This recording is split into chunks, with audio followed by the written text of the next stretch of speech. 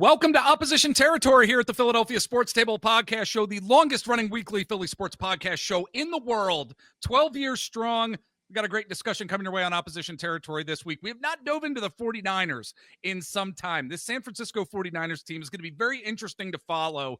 They have been interesting to follow during the course of training camp, this upcoming 2025-2026 season. Can they contend in the NFC? We're going to be diving into this team here on our Opposition Territory pod. We have a brand new guest. Cannot wait to talk to him, to dive into this team in more detail. From Fansided, you know we love our Fansided sites out there. He's the editor over at Niners Noise, Peter Panacy. My friend, how are you? It's great to see you. Jeff, thanks for having me on. Certainly appreciate being here. You know what? It is great to have you on because, like I said, I think what's interesting with this 49ers team and the organization at this point is I think they're essentially at a critical juncture in a lot of ways. They still have a lot of talent on this team, but there are still some unknowns too. And some of those unknowns we are certainly going to get into. But I kind of want to reflect first, Peter, on the interesting offseason as this Niners team is looking to make waves in the NFC. And I'd like to start the conversation here by getting into how this organization is being run, what their vision is for the future, because there have been certainly some changes for sure to this team. So when you look at this recent offseason and where the team and organization really does want to go, what does growth look like for the San Francisco 49ers future here as we're in 2025, and what the overall future looks like for this team? I think one of the biggest themes from the offseason was just younger and cheaper, Yeah.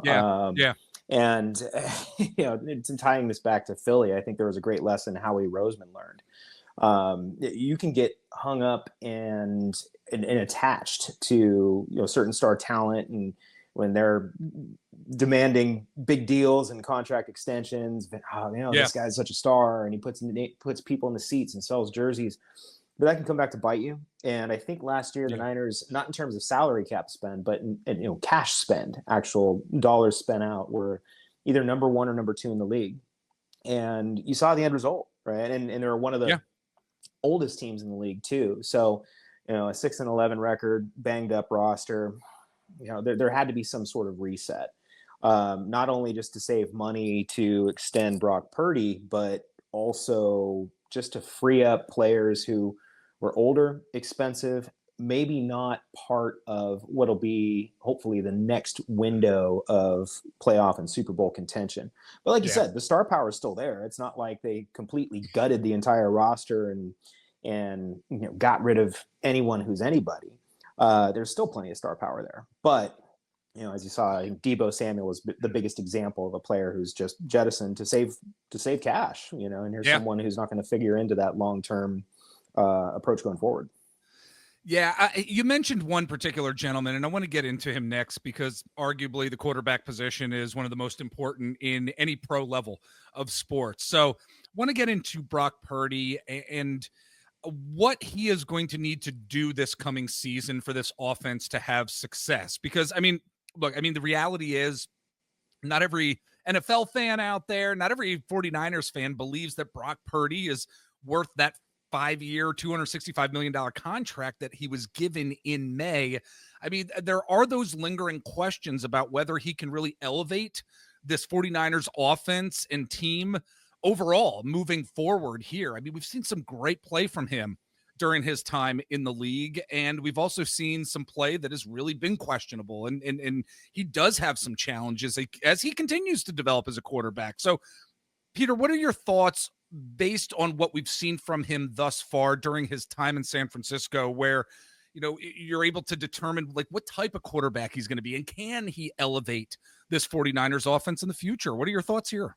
It's fascinating if you actually just kind of take a step back for a little bit, because this is only year 3 of him being a full-time starter. His rookie year feels so much longer. Yeah, I know. He came really in his rookie year as QB3 on the depth chart, and nobody saw that coming. 2023 was an MVP caliber year, but at the same time, Christian McCaffrey was playing at an MVP caliber too, and that seasons like that don't happen very often. Last year he wasn't horrible per se. He's still, among leaders in yards per attempt. He definitely wasn't like they do the yak yak yards for quarterbacks, how much they benefit from that. And like, he was at the bottom, so it wasn't like he was just throwing 5-yard passes and guys are taking it for Right. 20 yards anymore. So there's some misconceptions, but certainly last year was a step backward. So heading into this year, and I'd love to talk about the contract stuff because that's just it's fascinating to me. But heading into this year, it's kind of that crucial fork in the road, right? You've got your money. It wasn't like resetting the market kind of money, but you're one of the top paid guys in the league now. Yeah. The roster's been overhauled on offense quite a bit. You're going to be without Brandon Ayuk for the first 4, 5, 6 weeks. Who knows what happens with Jawan Jennings? McCaffrey's back, but he hadn't played much last year. I mean, it's going to be a turning point. So I think the narrative surrounding how much Purdy can elevate the offense versus how much he's merely a byproduct of it, you're going to reach some real conclusions once this season's in the books. Going back to the contract part of it, it's almost as if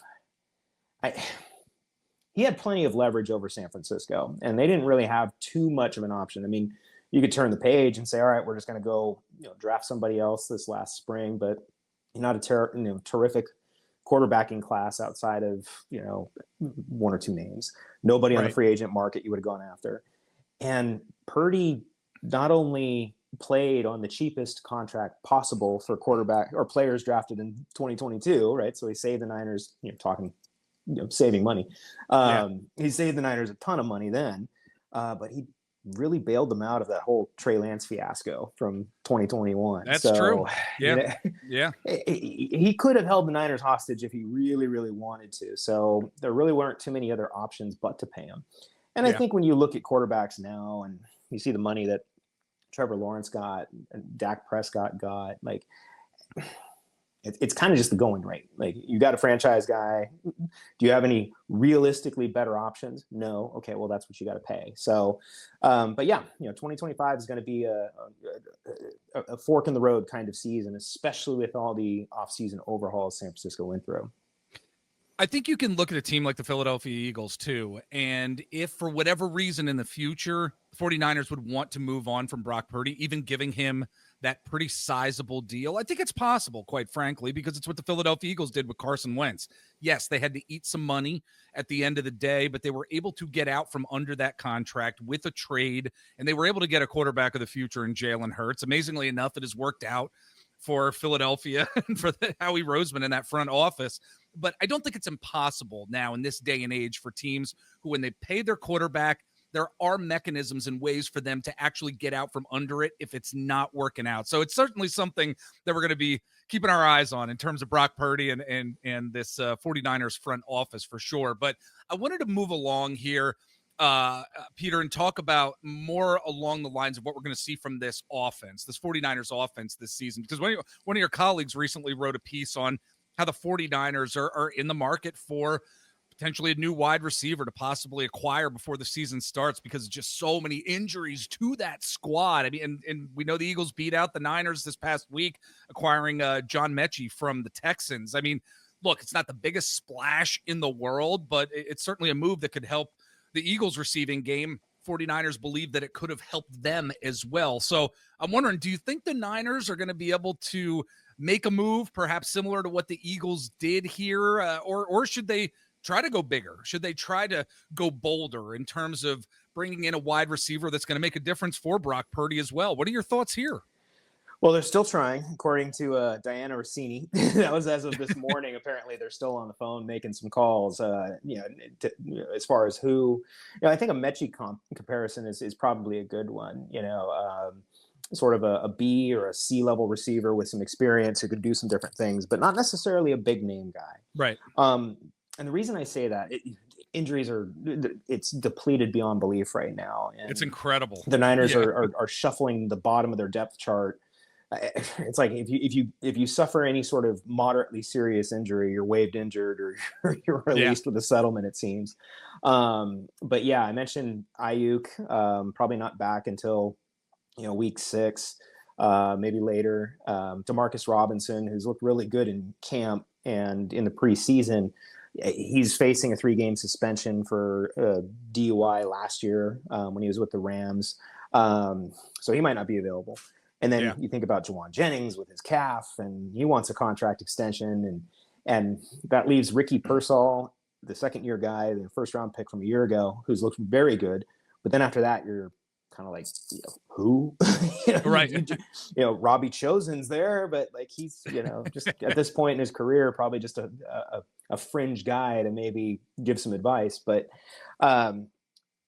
when healthy, assuming Ayuk comes back and is at 100%, knowing Robinson comes back, Jordan Watkins, the rookie out of Ole Miss, he's banged up right now, but he's looked really good in camp and during the preseason. When healthy, that receiving core I wouldn't even say isn't bad. It's good. I won't say great, but like it's good. You can rely on it. And plus you go back to that whole focusing on the youth movement, saving money. If you go on the big splash, you totally derail all of that. So that's a good point. It might be more of sort of maybe a B-level guy or something like that who can come in and help out. Not necessarily a big name, but someone who can at least just hold the line for a little bit until people come back. So that would be what I would suspect. Yeah. We'll see. We'll see what happens for sure. Again, folks, we're talking to Peter Panacy from Fansided. He is the editor over at Niners Noise. And Peter, why don't you tell everybody where they can find you on the socials out there, on the interwebs, if they want to follow you and see what type of content you're putting up on the webs. Yeah, absolutely. Just so Niner Noise is part of the Fansided network. So if you search Fansided 49'ers, you'll stumble upon Niner Noise and catch us there. SF Niner Noise is on Twitter, on Facebook too. And then for me, it's just at Peter Panacy. I'm not too active crazy on Twitter X or anything like that. I used to be. Probably a good idea. Yeah. I became a dad a few years ago. And so after that, it kind of was just like priorities shifted. And I'm Absolutely. just like, I don't need to worry about followers or anything like that. But, occasionally you'll hear me chime in, but I'm usually just doing the work stuff now. Awesome. Very good. And if you're new to watching us over at the Philadelphia Sports Table, we'd appreciate it if you would like and subscribe to our channel here. Yes, we've been on YouTube since April of this year when we celebrated our 12-year anniversary of doing this podcast. And if you'd like to follow us on various social media sites, we are on the Twitter/X. We are on Instagram. You can search us out over on Facebook as well, like our Facebook page over there. Threads. Eric and I are over there when, you'll hear Eric's going to be on the show again in the very near future as he was taking his daughter to college this week. And we're also on Blue Sky, too. You can follow me on TikTok at Mr. Jeff Warren. Got a lot of great content coming your way down the road. And we've got some more 49ers talk coming your way after we take this break. We'll be back in just a bit. All right, we are back with our friend Peter Panacy. And to get into this 49ers team more and what we may be seeing here, I want to move over to the defensive side of the ball here, Peter, because, the Niners, they went through a pretty quiet offseason in terms of the defense from everything that I have seen. So I wanted to start with discussing the secondary here because there appears to be a lot of questions as to how this secondary may perform this coming season with the talent that is there. You've got Chase Lucas. He seems to be a lock to make the roster at this point. He's a guy who has been in the league here for some time, but doesn't necessarily have much of a resume. Marcus, is it Siegel? Siegel, yeah. Siegel, yeah. I mean, he's had a good camp, good preseason thus far. Not a lot of huge names in terms of the secondary for this 49ers defense. What are your thoughts on how this secondary is looking here and what we may expect from them at some point down the road here? Yeah, I mean, it's not a lot of huge names for the entire defense, sans Nick Bosa and Fred Warner. The secondary. So I'll point out a couple of incumbents worth mentioning. Diamador Lenore, very good up and coming cornerback, kind of put a name for himself out the last couple of years. He's CB1 for sure. Renardo Green, the second round pick from a year ago, CB2. Upton Stout, is another name who's going to compete with Chase Lucas. And Lucas has been fantastic this preseason. Nobody saw that coming. Yeah. It's been like what? Like, where was this your entire career? But Stout had himself an excellent camp, and pretty much everybody was just, he's the lock to start at nickel. Safety is a bit more of a concern, and I say that primarily because Malik Mustafa was a rookie last year, hard-hitting rookie. I mean, another one of these wow guys the 49ers seem to find late in the draft. He suffered a torn ACL in the regular season finale a year ago. We didn't know that until the draft last April, because the Niners didn't have to release an injury report because their season was done. So, when he comes back, that's better. But yeah, it's primarily a lot of unknowns, filling in the gaps. A lot of young names, like you said, people who don't necessarily have the star power, and that goes for the defensive line too. I mean, the Niners, I think it was 5 of their first 6 picks last April were all on the defensive side of the ball. The Robert Saleh influence, as Saleh comes back to the Bay Area. Reinforcing that defensive line that saw so much offseason turnover, and then also plugging in guys in the secondary like Stout, like Siegel.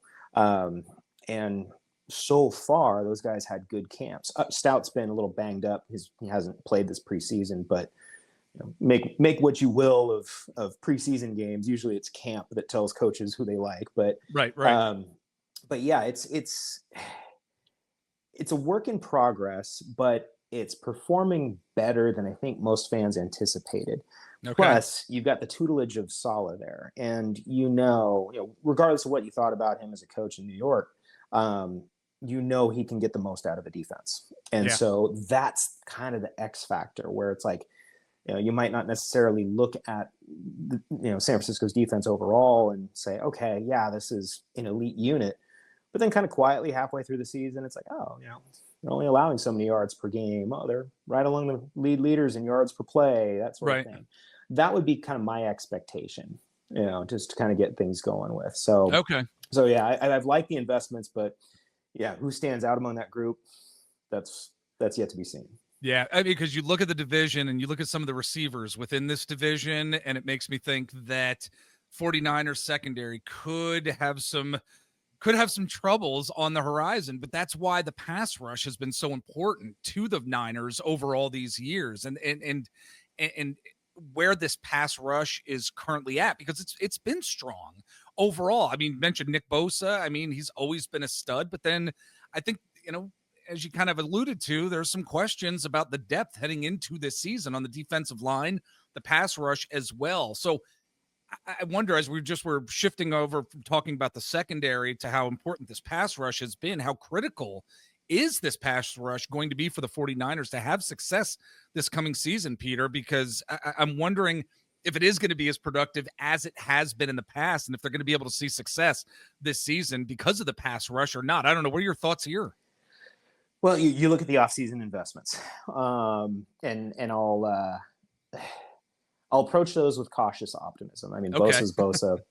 Right. Nobody questions that. Bryce Huff, Eagles fans are familiar with him. Not a fit in a 3-4 under Vic Fangio's scheme, whom Niner fans know well. He was DC over here during Jim Harbaugh's time.